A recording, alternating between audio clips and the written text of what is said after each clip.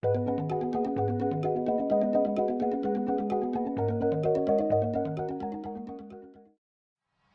Ultrapak cord. That was a fun project that took a long time to create. You see, all of the retraction cords prior to Ultrapak, they were either twisted cords or braided cords.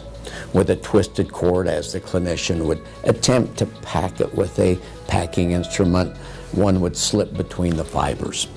Now, the braided cord eliminated that problem. However, a braided cord is very rigid.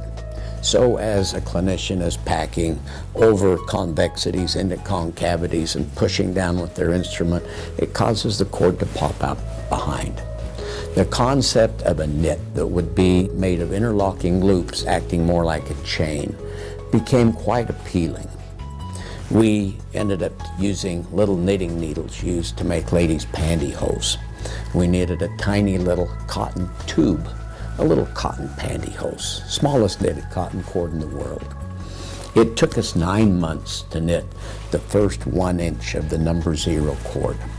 We started with the number 0 because if you could only make large sizes and you couldn't make small sizes, so what? And to make a small size knit, that's a challenge. You're using little cotton fibers about the size of cotton webs, and you're taking them with needles and pulling loops through loops, which causes these fibers to break very easily. Today, we make a 000, the smallest knitted cord in the world, if you will.